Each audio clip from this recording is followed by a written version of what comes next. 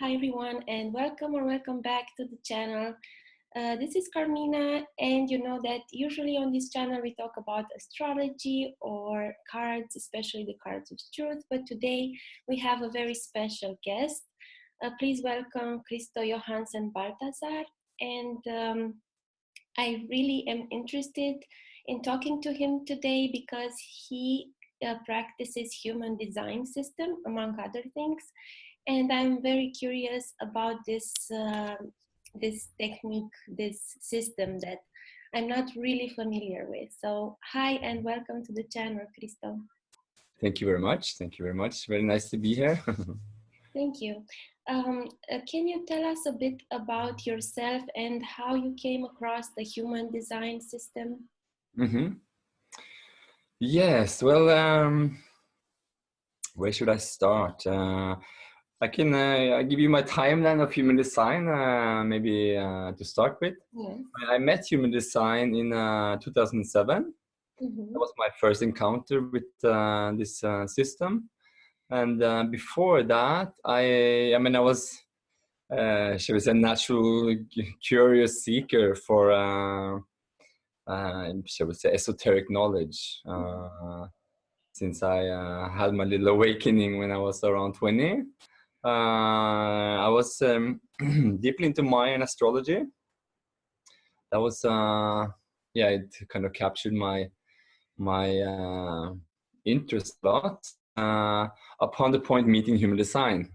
And I had my first encounter on an island in Thailand, where I encountered this. There was this, little typical cafe and a tourist bookshop. A place that is very, should we say, common there. And then I saw this note with somebody who was giving a human design reading, and I connected with her, and I got my first initial reading back then. And then I was completely captured, and I Europe, and I just went online, and the teacher that was closest to me, that was in England.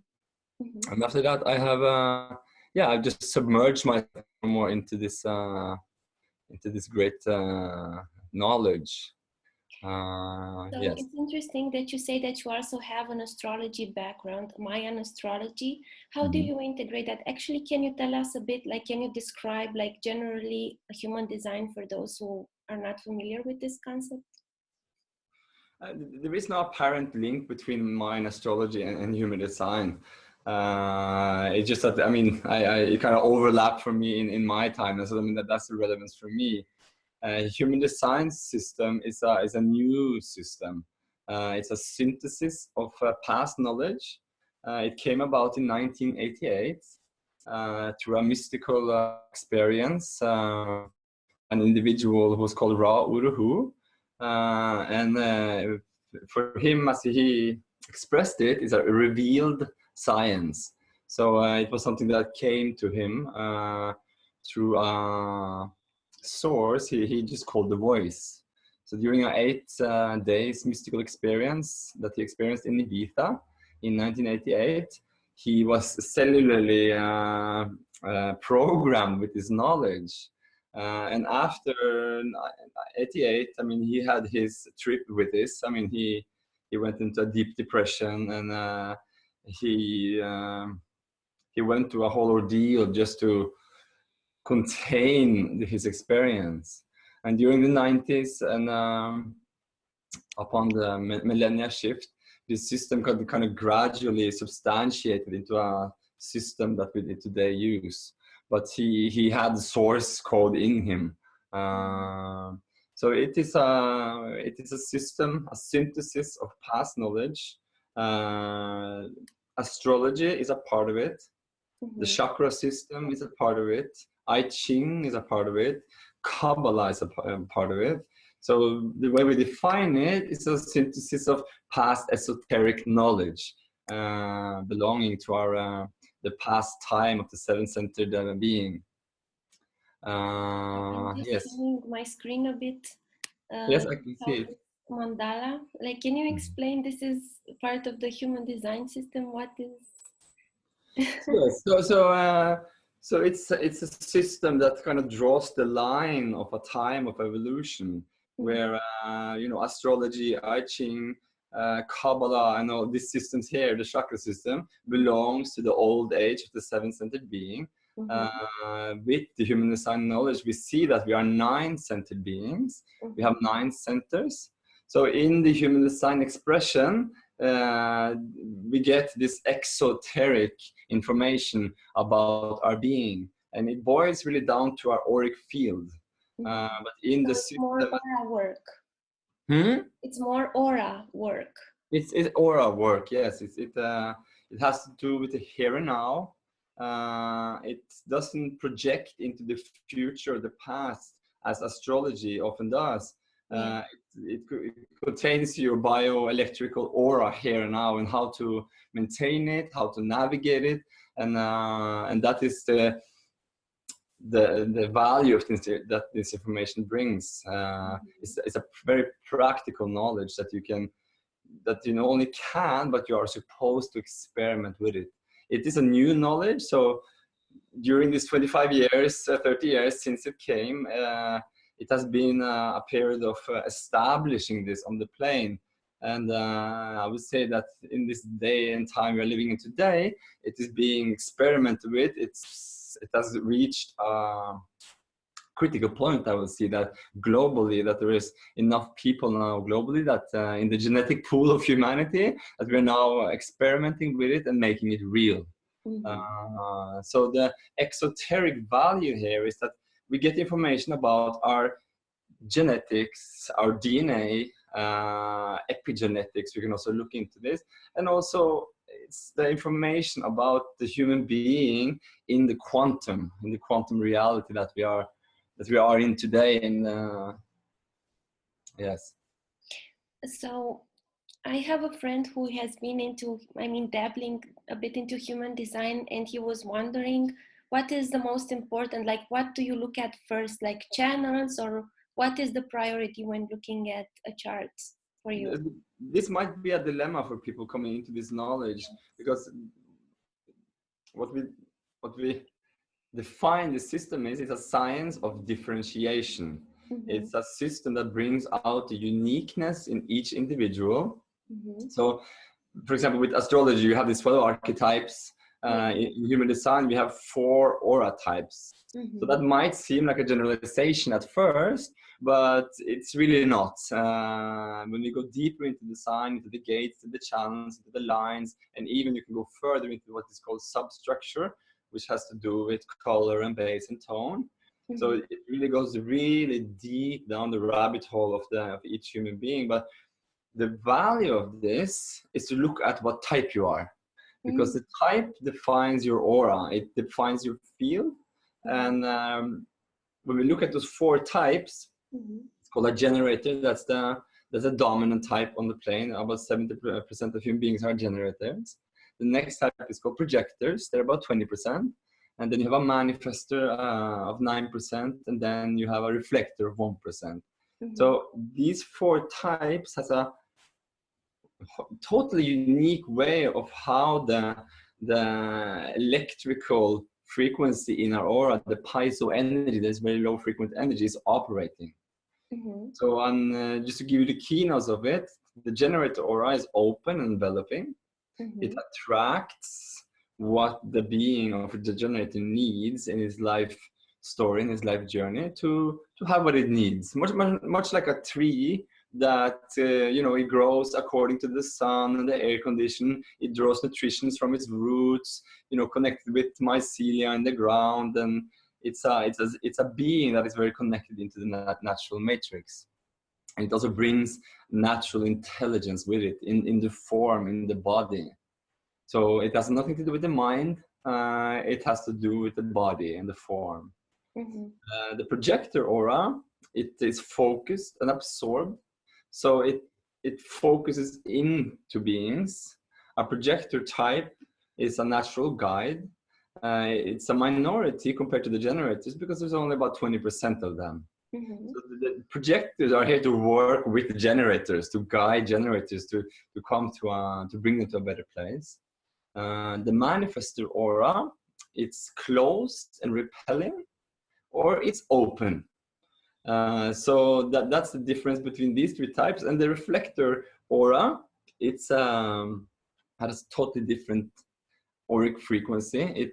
Their auric, their centers are always open. So when you look at the reflector, as you look at this mandala here, you see all these centers are colored in. If you would look at the reflector, it's totally white and open. So the reflector aura, it samples around, and it has a very resistance to it in the auric field, even though it's open. So, I mean, my practical teaching of this is, you know, typically we spend some time first on a mental plane, and we're learning about the mechanics and the bits and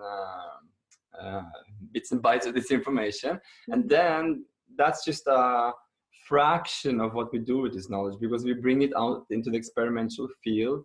We are actually in each other's aura, and we are trying and failing, and we're experimenting to get to feel how the aura is different and how the aura behaves in a different way. So how do you perceive what type of aura everyone has? Is it like in astrology, like you look at the birth data, or because you said it's something very present, so I was thinking, can it change like the aura, or is it you're born with it and you die with it?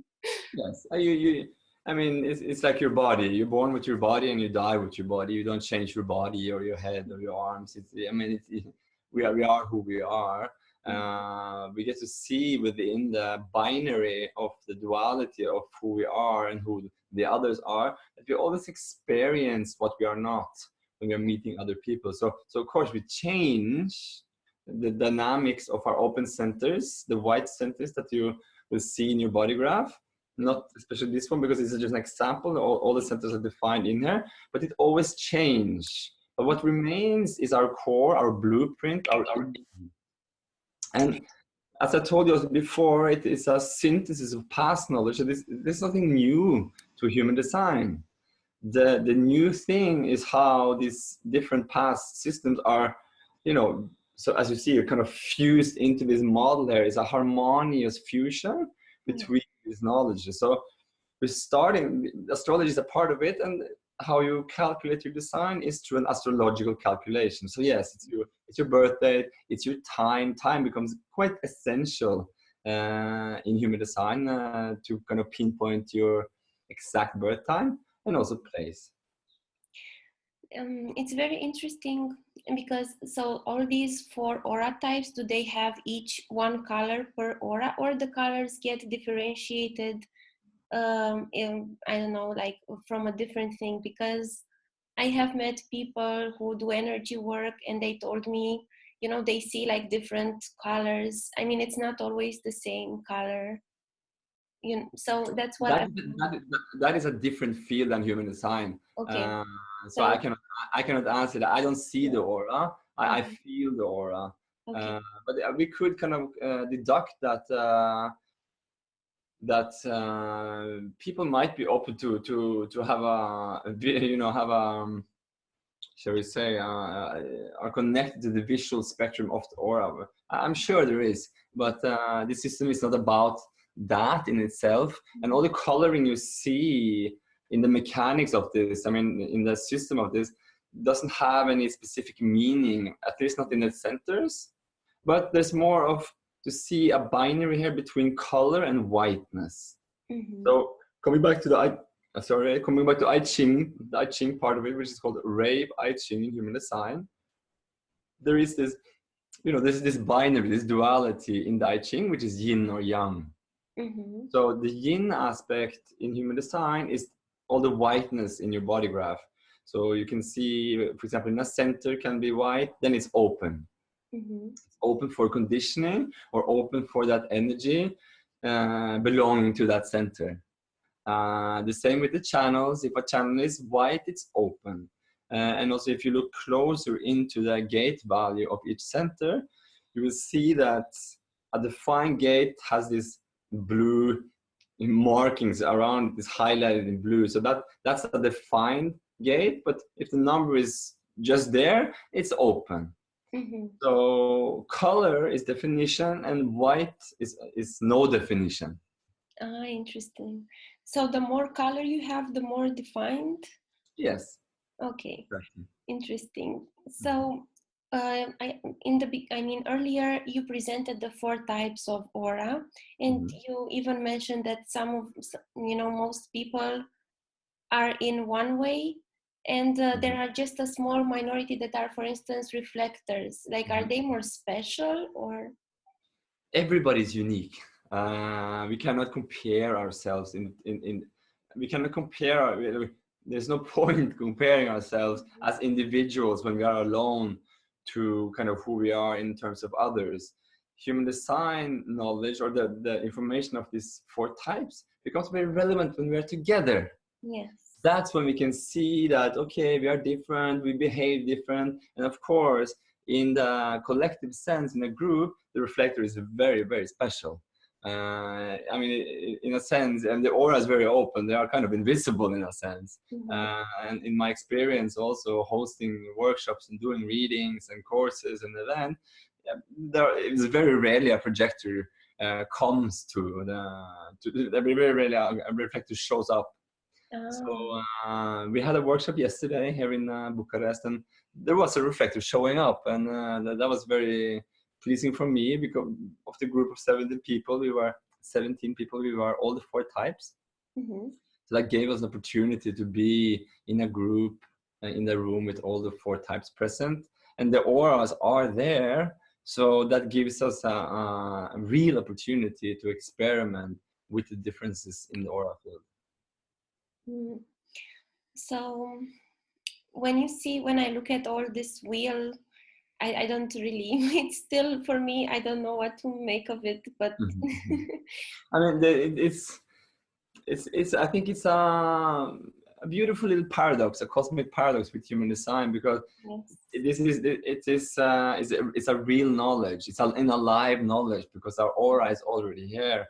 I think what you're saying is very honest, and that's my experience also with, I mean, most people that come to human design is like, you kind of like know what it is, or it's very relevant, but still when you're looking at it, it's like, it's all information. And that is, it takes time to learn this. I've gone through a professional education, and I've been 11 years in experimenting with this myself. My teacher, my mentor, Richard Beaumont, he's been in this for 25 years. And I mean, it's a continuous learning. I mean, the more you know, the more you can learn. It's quite a thing, actually. So this is more like I'm going to compare it to like an open source thing, where every reader can contribute to their knowledge, or there is, there is this standard thing that can improve on, or I add to, or contribute. Absolutely. I mean, it's another way of defining human design. It's the mechanics of the Maya.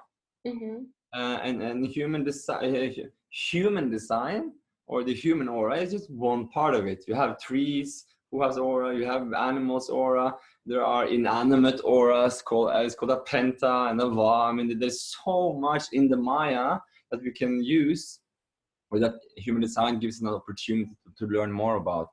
So the rabbit hole really, really goes extremely deep. But I will also kind of draw this back. I like to call myself a foundation teacher, and I like to work on the foundation of it, kind of on the surface a little bit, because from my experience, that is extremely constructive to work on the surface plane. And from that surface plane, you enter your own experiment, and then with your own cognition, you can kind of use that platform to just start to see in the Maya. And I will also kind of add this to that: you don't have to learn everything about human design, because the teacher is nature. And if you get onto a trajectory of learning, nature and yourself that's your teacher.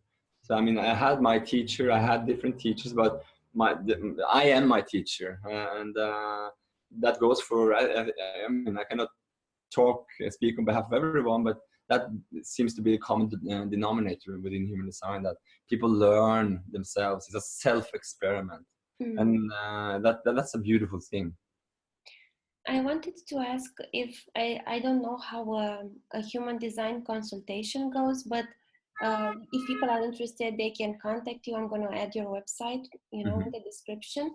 But, in astrology or in card reading that I practice, people have like more often than not, they have specific questions like love life, medical, job, whatever. But, my favorite thing is when they don't ask anything and they just let me tell them. How is it for you? How do people come to you? But I work with groups, like I did yesterday, and we're also gonna continue today with the group. We're gonna move out to the field experiment today of what we kind of learned yesterday.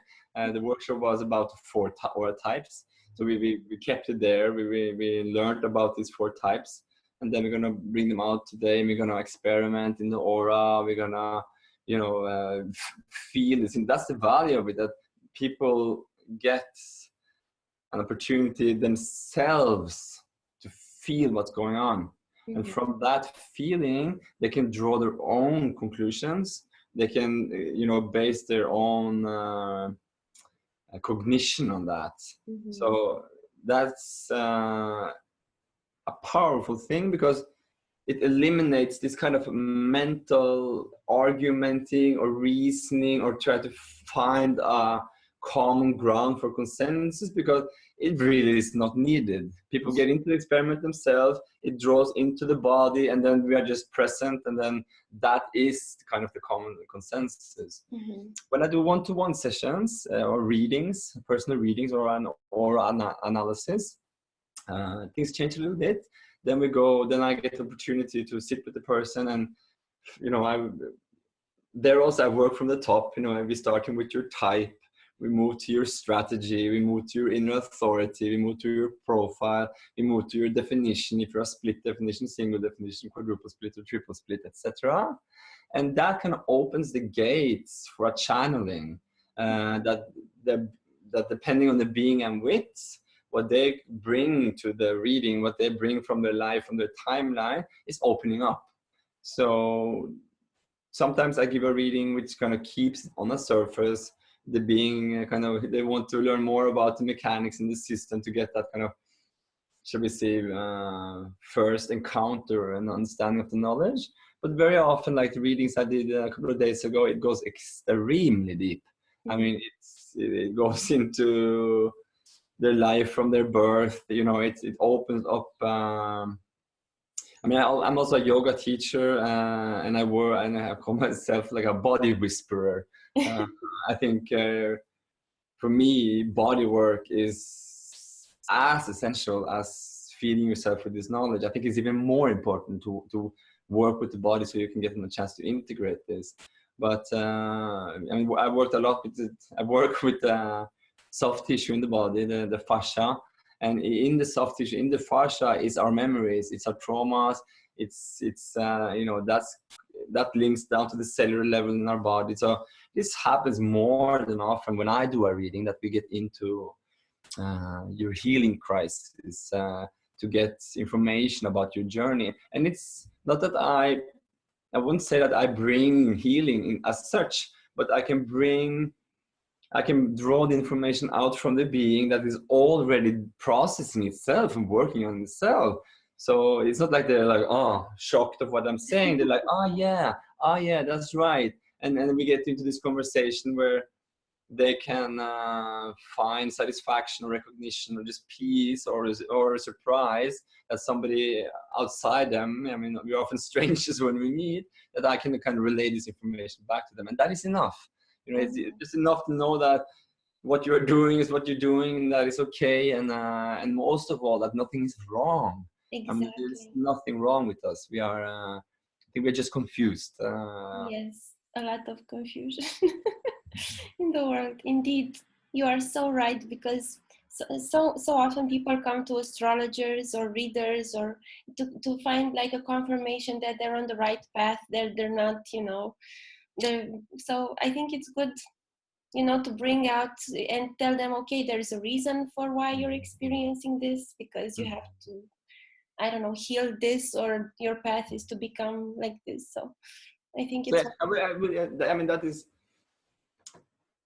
human design. The kind of the motto with human design is like love yourself. wow. Know yourself through your blueprint. I mean, you have your manual here.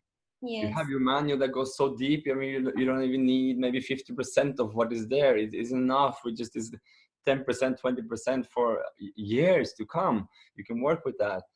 So it's an acknowledgement of what is. But I also experience, and I mean, that's what you mentioned earlier, that each individual coming into human design and analysis or a teacher brings their design, their cognition, their perspective into the situation. It's always enriching to meet different people, talk about it, and get their perspective on it.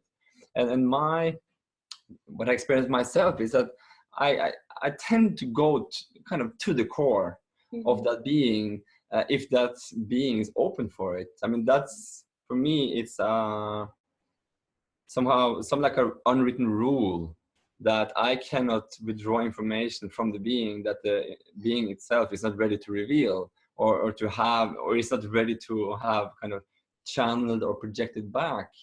But I take the opportunity also to be confrontational when it's needed. You know, we have open centers. Often we have open centers in our body graph. There is an aspect of human design, maybe the most important aspect of human design, which is called not self. And that's, you know, in the not self concept, where is all our kind of detrimental story that we kind of want to do something with. We get to see that there's something we cannot do about, you know. Yeah. Some people are emotional, and the emotional being will feel down, you know. It's like you cannot escape that. The Yeah. real, you know, life will continue to happen around you even though you come into human design. But for example, if you have an open throat center, which is a minority, only about 30% have an open throat, then I take the liberty to be confrontational with that person and say, you are not here to talk as much. And then often they come from a place where they have been kind of, they have this kind of martyr projection on them, where they are really the one who's talking a lot, you know, and they suffer of that because they're not taking serious. They are kind of rendered a bit like, not useless, but like, shut up a little bit. And I can kind of feel the pressure of that already in the aura. But with the value of this knowledge, or in my experience of this knowledge, it kind of liberates them to have them a stranger to say that, like, you know, it's important for you that you keep your words. Your words are holy, because they will see how they are actually here to use their open throat to correct, to say less and correct, instead of just saying a lot, which is the pressure that will come to them. And when we see deeper into the throat, it's connected to the thyroid glands. So, I mean, it's extremely healthy for an open throat to know about their limitation. When we look at our design, we get to see who we are, but maybe more important, more valuable, we get to see our limitations. We see what we are not, so we can over time stop the not self of pursuing our not self into the dilemmas and to the entanglement and the confusion that not self thinks it needs to go deeper with to resolve that situation. And there is nothing to find out or resolve about that, but it's more about stepping back and just stopping what was unhealthy. That's wonderful that you say that, because, you know, a human design, astrology, cards, whatever method you're using is just, you know, it's a tool for the person to know themselves and to realize, you know, you don't have to imitate someone else, or, you know, it just you just find what's unique about yourself and express that. And that sounds easy to say, but it's actually so difficult to do. I mean, the not self as a construct, this is the not self is connected to the conditioned plane, to the conditioned society. There's certain streams that the not self has substantiated over ages through the family penta, through the educational systems, through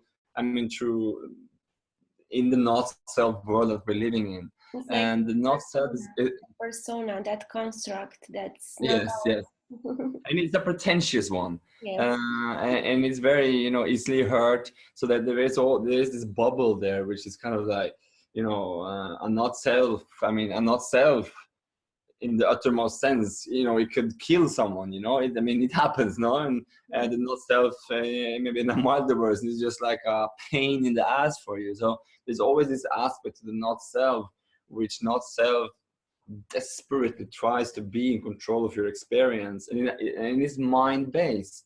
So I mean, I had a discussion earlier with my agent here, Theodora, that when she was young, she said that her father gave her this brilliant advice in front of she having an exam, and because she was afraid. And I mean, we can say that the not self was afraid, you know, the open head in her was afraid of what's the encounter she was going to meet. And he said that, you know, the earth spins, you know, like 100,000 kilometers an hour, and around that you have the moon that spins, you know, you have these other planets that spins in this great massive play of the cosmos. And he said, like, are you still afraid of taking your exam? That's And then, wonderful. it is a wonderful advice, and I really like resonated with that, because there's a fundamental principle within the knowledge of human design, the mechanics of things, which is called no choice. Mm-hmm. That there is an illusion of choice. Yes. Because we learn with the human design that we don't really make the choices, but the not self is connected to that hierarchy, or that regime that, you know, it's here to make the right choice. And that we are kind of innocent in that also, that it comes from the social condition and the cultural conditioning. So we don't have a choice. Even you meeting human design in your company, there's still no choice. Actually, things happen more and more by itself. But the choice is perhaps to how you kind of deal with your awareness. How you react to what's happening, right? Maybe not even react, but reactions are often pulled out for us. But how we how we identify with what is happening. The not self identifies with the experience.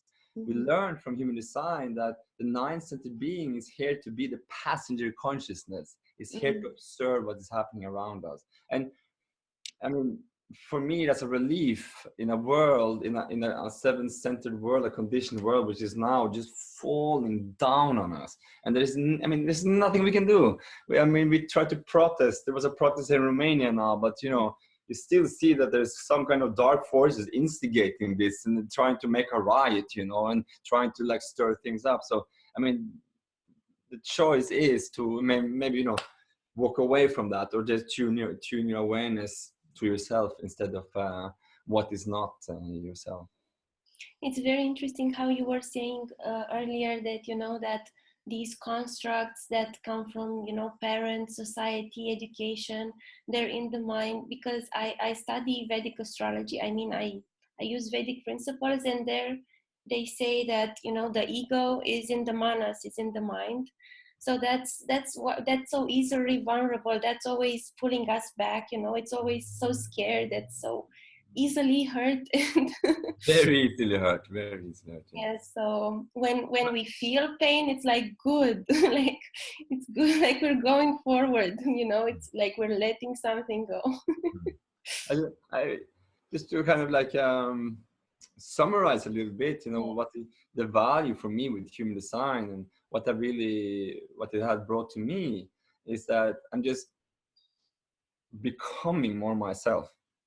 Like, I didn't make the choices to become that, because I was that from birth. So as the layers are being shed off, I'm just finding myself more and more and more, more healthy, more aware, more in myself, more satisfied. But what I do experience is my mind just like, shall we say, coming more and more in the background. And I tell you, that was a freaky process, because I come from a place with my open mind where I was, you know, in the not self aspect of that keynote of that. You know, it was afraid of not being sure of things. No, so I would say that from a point where I kind of engaged my mind before, where I was like, oh, you know, I know this and this and that. When I was doing mine astrology, for example, it took a lot of reading and took a lot of energy for me to remember that. But my process has been kind of like become more open-minded, a little more stupid and stupid and stupid. And it's not that I'm stupid, but when I'm engaged correctly, like now, for example, I can come, you know, with my open mind, with my body, and I can, of course, I don't experience myself as stupid anymore, but there is something with the mind and not self-mind, which is just like, you know, it just gives up and just like becomes more and more silent. So I get more opportunity to observe, to be present, and again, it's not like my life changes radically over time, because I mean, in my deconditioning process, we work with a 7-year cellular deconditioning process in human science. When you first meet it, you get the information you was delivered by that person or that information source, and then, you know, it's a 7-year cycle, because it takes 7 years before all your cells are regenerated. And during that process, it has been really tough, actually. It has been, I mean, it hasn't been not tougher than it was before, but still tough to kind of release the mind. And I could see how much my mind was connected into my reality and wanted to pull my awareness into its aspect of being sure or being nervous or whatnot. But it has happened, and I often think of a good analogy of that. You know, a sharp stone, you know, with edges. You know, these edges are the not self a little bit, but in the sea of time, in the sea of the Maya, and eventually, you know, this stone just gets polished. You know, like it doesn't have a chance in hell, you know, to like withstand those forces. So yes, it's a matter of coming away from the mind and into the body. Wonderful. Thank you for sharing that. Like, it really sounds like a very inner journey, this human design system. So I think it's wonderful. I love that people like, you know, find the right tool, whether it's whatever, astrology cards, human design, but, you know, something, whatever that works for them to really go deeper without fear, without, okay, you can admit you have some limitations, nobody's perfect, but you also have, you know, some qualities that can shine if you let them. So it's really wonderful that this human design also exists. And it's I mean, it's such a joy. I've been in it for quite some time now, and I've seen, I mean, I've grown into kind of an international role with human design. Much is happening online, but I don't want to create the illusion of that, because there's kind of a restriction. Not anybody who decides on that, but there is, you only get a certain amount of information online. And that's is a real good reason for that, because the actual integrating, the actual changes takes place in the aura field, and it's nothing you can predict. It will just, you know, it just happens. You know, at one point this stone has just been polished, so you cannot predict it. And the mind, you know, really likes to kind of, with this logical pattern and projection, you know, okay, what do I do? What happens? How do I learn this? But I've seen the growth of human design now, and I would say, given the timeline of the last 5 years, you know, something is happening more and more. I think there was we reached a critical point of a genetic viable pool, maybe around 2 years ago. And last year, it was something that said click. And now we're in the wave of that. It's just coming more and more into the human consciousness, the human awareness. And there are pretty amazing things happening. I can see that around on the global plane, that people just seem to know this knowledge now more and more. At least they relate to it more and more and more. I can see from the groups I administrate to internationally that I'm kind of, I have the statistics going on. I can see that, you know, there's just proportionally more and more people coming into the groups, more people are coming into the workshops, and more people are coming in for reading. So something is happening, and I'm truly happy for that, because it is a knowledge that works. I've been fortunate enough working from my base in Norway. We had with my teacher, we had a reading for the royalty, and we had reading for the hippies, you know, and we had the whole spectrum.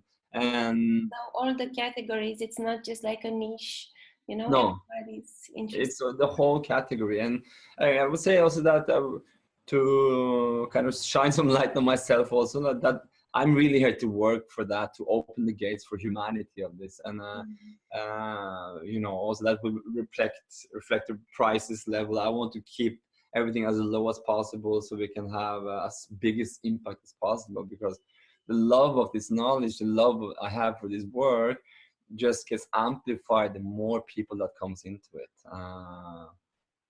So yeah, it's a beautiful thing. I mean, that's the way I perceive it. We are in this awakening time now, huh?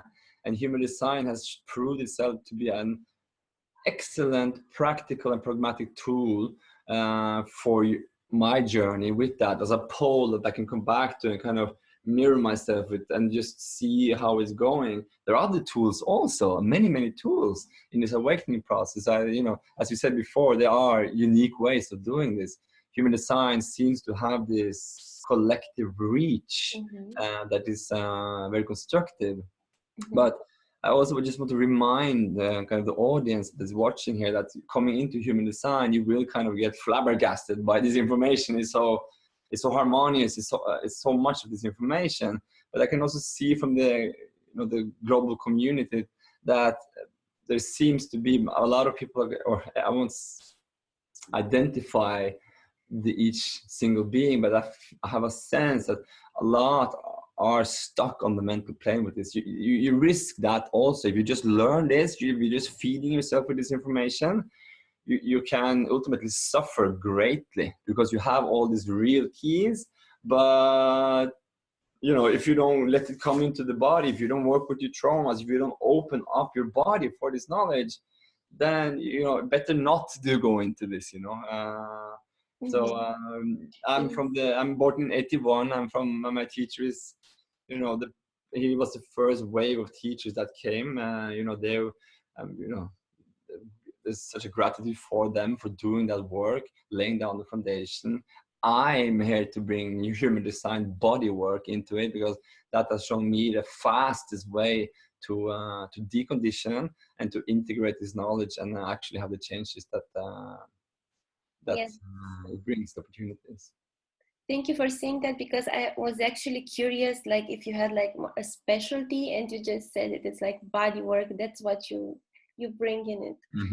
So how can people reach you if they want a reading or classes? I know you're based in Bucharest right now, and you offer like classes with groups. How can people reach you? Do you have a website, email, or? I have a website. The website in itself is not so active. I'm quite active on Facebook. So the Facebook address is facebook.com/humandesignsystem.no. The web page is humandesignsystem.no. I'm based in Norway and in Bucharest now. My profile is a 2-4, which is a missionary. So I'm really have to do missionary work with human design now. I suspect I will travel around in Europe now and work with groups.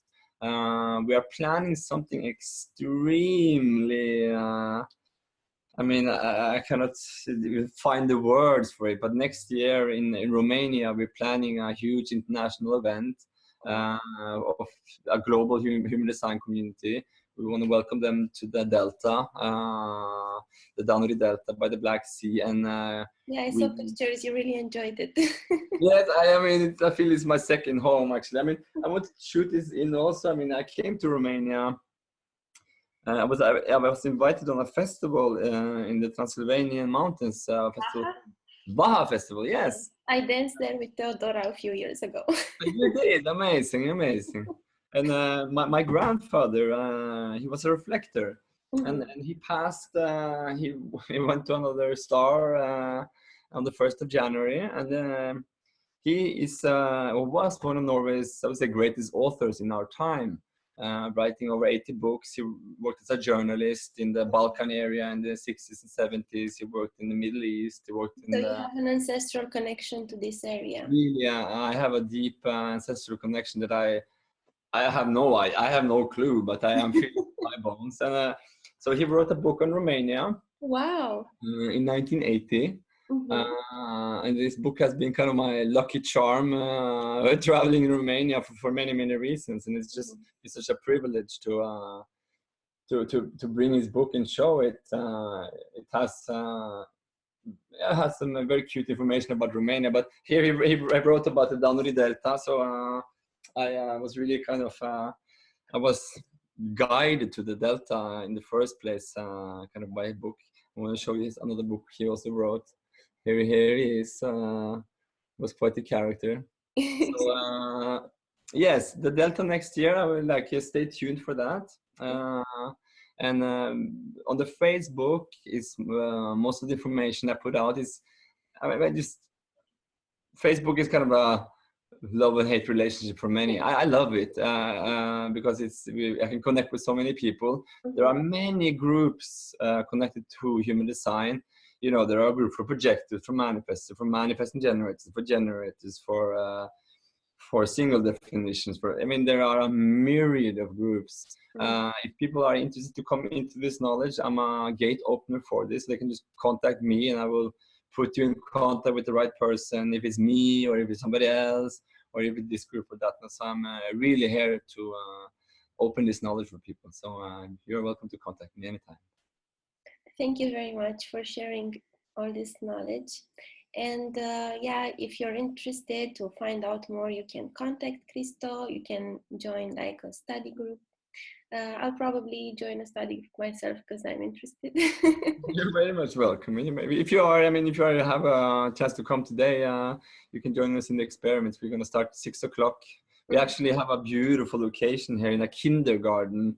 So I think it's just a proper place to bring grown-ups in to learn this knowledge. So yes, you're very much welcome. And so thank you very much for taking the time, and maybe I'll see you again for another interview in the future, who knows. So yeah. I hope so. That would be lovely. Yeah. Thank you very much also.